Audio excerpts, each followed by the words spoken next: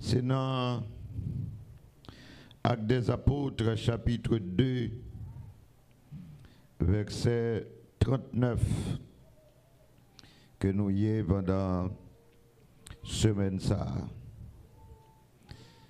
Actes des Apôtres, chapitre 2, verset 39, mais m'a pris les versets 37 à 39. Après avoir entendu ce discours, ils eurent le cœur vivement touché.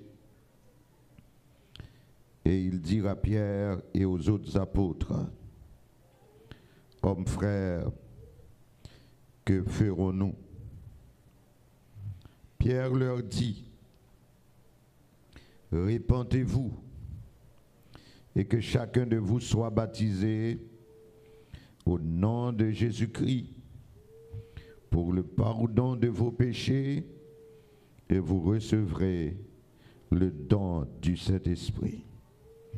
Car la promesse est pour vous, pour vos enfants et pour tous ceux qui sont au loin, en aussi grand nombre que le Seigneur notre Dieu les appellera. » Et le thème retenu pour cette semaine, c'est « Car la promesse est pour vous et pour vos enfants ». Semaine ça, l'on se donne comme objectif d'honorer la personne, l'œuvre et le ministère du Saint-Esprit. Et c'est ça qu'on a mis en valeur pendant semaine ça. Et chaque soir, je vous inviterai à la prière. Je vais toujours demander pour prier pour l'effusion du Saint-Esprit. Amen. Que ce soit collectivement ou bien individuellement, nous avons prié pour une onction spéciale pendant ce semaine. Combien de monde qui veut ça? Combien de monde capte ça? Ça veut dire que, affaire maï moulin poids du riz, etc., voyage, mariage, papier, bah, ça ou pas au rendez-vous pendant ce semaine. Amen. Ça ou pas au rendez-vous. On a prié pour une grâce spéciale du Saint-Esprit. Ensuite, je m'a posé une question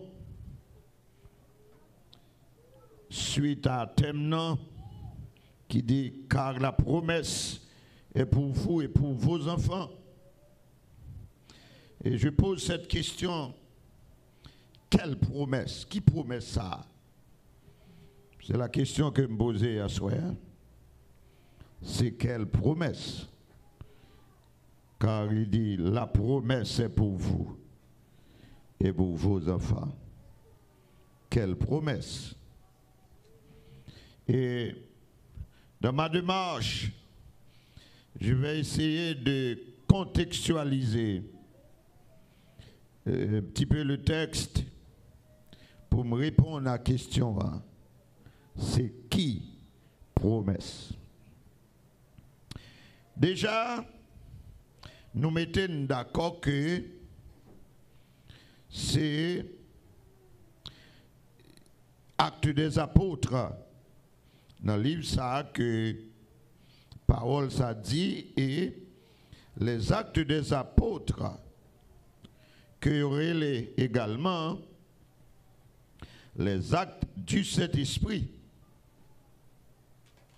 Et les Actes des Apôtres que Dr. Luc écrit, suivant même démarche que l'écrit l'évangile de Luc, c'est même méthodologie que l'écrit et ces mêmes destinataires-là, et là-dedans, il racontait l'histoire de l'église primitive, qui c'est la première église là.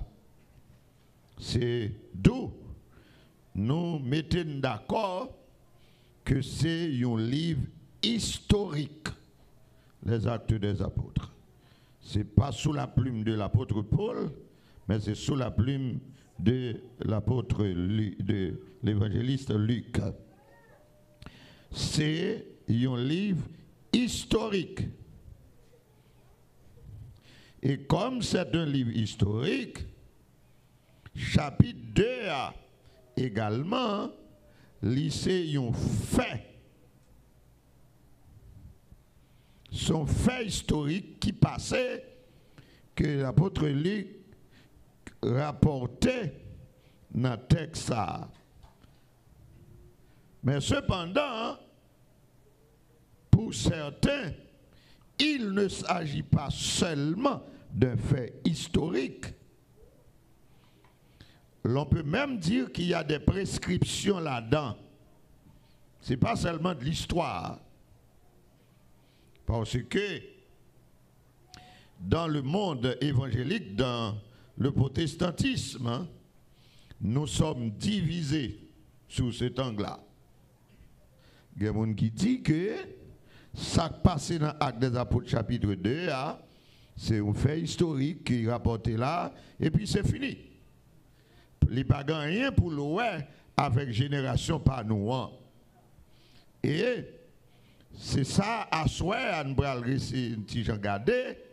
Est-ce que c'est seulement un fait historique et ça s'arrête là? Ou bien est-ce qu'il y a provision pour génération par nous, journée aujourd'hui? Qu'est-ce que l'Église a là? Alors, nous, pour nous répondre à des massas, question ça, nous faisons des remontées, ça me relève la vie chrétienne. Ça me relève la vie chrétienne, les mots en Christ. Même pas parler de chrétien de la religion. Parce que je veux dire, quand on parle de la chrétienté, on parle du protestantisme, du catholicisme et des orthodoxes. Il y a ces chrétiens parce que la religion chrétienne, à un niveau à l'autre, il y a un petit gens attachés à la doctrine de Christ. Cependant, les nous garder dans la Bible, nous voyons que chrétien, pas seulement quelqu'un de la religion, mais c'est un monde qui s'ouvrait marqué du Saint-Esprit. Est-ce que vous l'avez avec moi? Marqué du Saint-Esprit. Il y a plusieurs textes pour moi avec vous à soir. Nous découvrir ou redécouvrir ensemble. D'abord dans Éphésiens, disons Romains chapitre 8 avant Éphésiens, Romains chapitre 8, le verset 9. Le verset 9. Romains 8, le verset 9. Il dit comme ça, pour vous, vous ne vivez pas selon la chair, mais selon l'esprit. Si du moins l'Esprit de Dieu habite en vous. Je ne vais pas courir à la texte parce que il y a une provision là-dedans, besoin. C'est un texte, Romains chapitre 8, qui mettait en parallèle la vie selon la chair et la vie selon l'esprit. Et ça fait le bras dit pour vous, c'est-à-dire les gens qui sont en Christ, qui s'affectionnent non aux œuvres de la chair, mais qui s'affectionnent aux choses de Dieu, qui veulent plaire à Dieu. Et puis il dit, pour nous-mêmes, nous pas vivre selon la chair, nous vivre selon l'esprit, à condition du moins, excusez-nous, je suis obligé de tousser peut-être très souvent. Déjà, je m'en excuse. Je vais même boire de l'eau sous et je vais boire, je vais boire. À condition, l'Esprit de Dieu l'y habite dans où? Et puis il dit, si quelqu'un n'a pas l'Esprit de Christ, il ne lui appartient pas. Si moun bagay l'Esprit Christ là dans lui, il n'est pas pour Christ. Amen. Amen. En un mot, si l'Esprit de Dieu, pas dans où? Alors, dans le texte, on voit que l'Esprit de Dieu et l'Esprit de Christ, c'est la même. Parce qu'il dit, si du moins l'Esprit de Dieu habite en vous. Et puis il dit, si quelqu'un n'a pas l'Esprit de Christ, c'est la même personne, il ne lui appartient pas. Si mon bagayen l'Esprit de Dieu dans lui, il n'est pas dans Christ. Pour pasteur Yol, avec pour Bible là, ou pas converti. Ça qu'arrive que aux membres de l'église pentecôtiste unie de la Nouvelle-Jérusalem. Et bien que ne pas un grand nombre, mais m'a refusé d'admettre que tout membre de l'église pentecôtiste unie de la Nouvelle-Jérusalem converti. Amen. On me dit amen parce qu'il n'y a pas de monde qui a empêché de ne pas prêcher pendant ce semaine. Mais pas tout le monde. Ou qu'à membre de l'église, mon pas pour bon Dieu. Ou qu'à musicien dans l'église, ok? Ou qu'à musicien dans l'église, mais on pas converti. Ou pas pour bon Dieu. Et un pasteur pas pour bon Dieu. Un prédicateur pas pour bon Dieu. Un diacre l'église qui pas pour bon Dieu. Condition pour bon Dieu, il faut que cet esprit, l'Esprit de Dieu, lui qui ça, habite dans où? Là, vous êtes la demeure du Saint-Esprit. Vous êtes une habitation du Saint-Esprit. L'y habiter dans où? Si ce n'est pas ça, au cas là, mais on parcourt dans Christ. Et dans Éphésiens, que je te dis, chapitre 1er, Paul dit, dans son épître à l'Église, parlant des bénédictions spirituelles que nous joignent les non en Christ, dans verset 13 avec verset 14, il dit que en lui, sous le texte là, pour le contexte là, en lui, c'est-à-dire en Christ, après avoir entendu la parole de la vérité, l'évangile de votre salut, en lui, vous avez cru et vous avez été scellés du Saint-Esprit qui avait été promis. Ouais, soulignez le mot, le verbe promis, qui avait été promis. Pas oublier, non, ça m'a cherché à soi, c'est quelle promesse? Alors, Paul l'a déjà dit là, le Saint-Esprit a été promis. Si je songe verbe moi toujours, s'il dit a été promis, ça veut dire c'est une promesse qui t'est faite. Et dans le langage de Paul, l'accomplissement l'est fait déjà.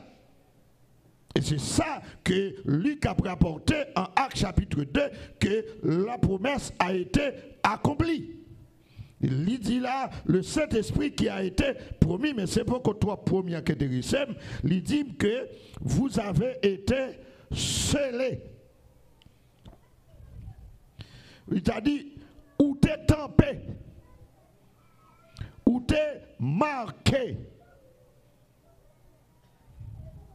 Marque ça, il dit, c'est un gage, lequel est un gage de notre héritage. C'est-à-dire, c'est un avaloir. C'est une preuve. Hein? C'est une preuve. Comptable t'a dit c'est un produit payé d'avance. OK? Au cas comprendre ni tout, peut-être là quelques systèmes qu'on a pu utiliser et aujourd'hui dans quelques pays courriers, c'est m'a dit un service prépayé.